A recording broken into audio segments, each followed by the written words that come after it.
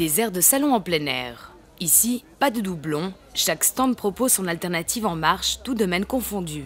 De l'agriculture de proximité à l'écohabitat, en passant par la mobilité durable, l'économie du partage ou encore les alternatives numériques et médias alternatifs, bienvenue à la 4e édition d'Alternativa Léman. Première halte chez Zero Waste. Objectif, zéro déchet. On donne des ateliers qui montrent aux gens, qui aident les gens à prendre ces premiers pas dans cette démarche zéro déchet.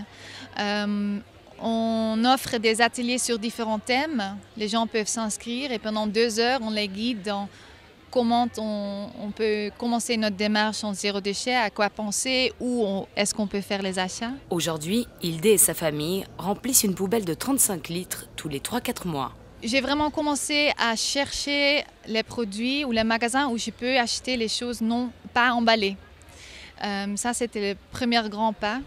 Faire mes achats au marché, amener mon propre sac, mes propres bocals, mon propre Tupperware avec pour demander quelque chose que je veux acheter dans les Tupperware ou dans les bocaux à moi, dans les sacs à moi. Et ça a vraiment fait un grand changement. J'ai toujours avec moi un gourde avec de l'eau ou une tasse pour un café ou un thé et des couvercle en bambou, c'est très léger, donc n'importe où j'y vais et je vais manger quelque part et j'achète quelque chose, je n'ai pas besoin de prendre des choses en plastique en plus, des gobelets, des couverts qui sont souvent donnés quand on mange à l'extérieur.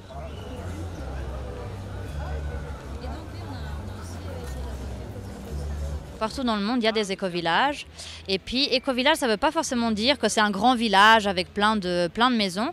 Ça veut surtout dire qu'il y a 8 personnes minimum qui habitent ensemble depuis plus de 2 ans et qui ont une intention de vivre ensemble, de partager et d'être solidaires. Depuis 25 ans, l'association Smala mise sur une nouvelle forme de logement, à la fois écologique, communautaire, solidaire et intergénérationnel, l'écohabitat créatif. C'est quelque chose qui est en train de se mettre de plus en plus en place. Il y a plein d'initiatives qui vont dans ce sens-là, justement parce que c'est le futur. Comment partager des espaces, comment partager des services et tout simplement avoir peut-être moins de voitures, mais avoir plus de voitures partagées. Acheter par exemple un seul piano pour 10 personnes parce qu'en fait on va l'utiliser ensemble. Et du coup, ça nous permet aussi de moins d'acheter. Ça nous permet peut-être de faire plus d'achats mutualisés. Puis du coup, d'acheter pour tout son bâtiment, justement, les fruits, les légumes, le quinoa, le riz, et puis de tout avoir dans des stocks partagés. Donc pour nous, c'est vraiment ça la solution et c'est pour ça qu'on sait ce qu'on fait et on y croit.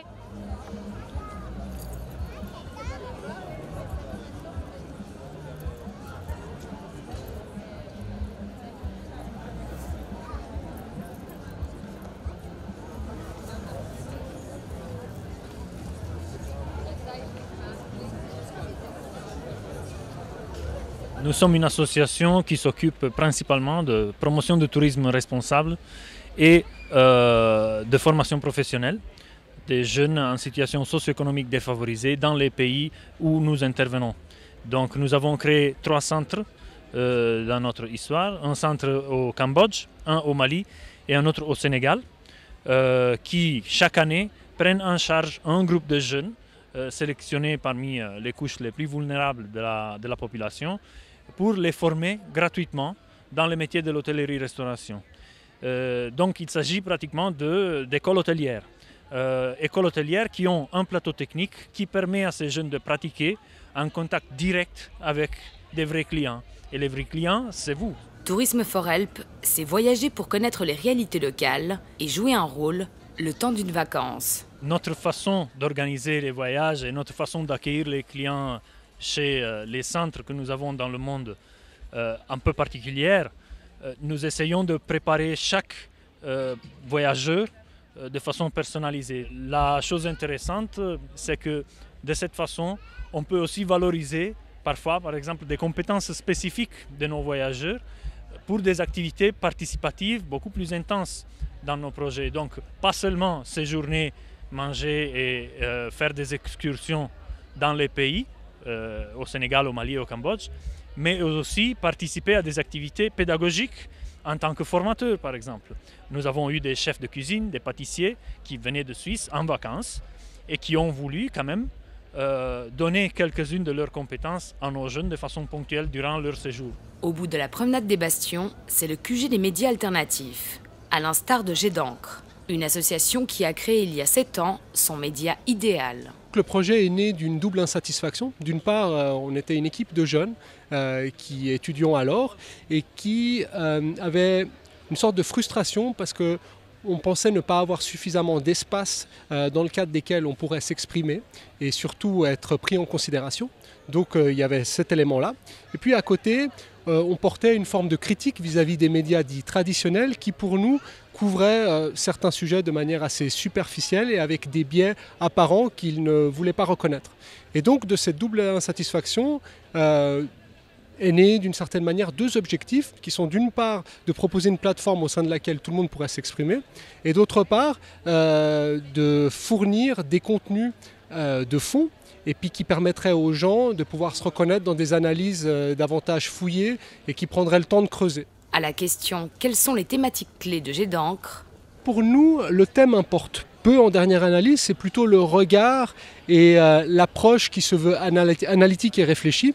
Donc en ce sens-là, on ne se limite pas thématiquement, mais il est vrai qu'on essaye de mettre en avant certains thèmes en particulier qui se reflètent notamment dans 3 rubriques qui sont migration, critique média et genre.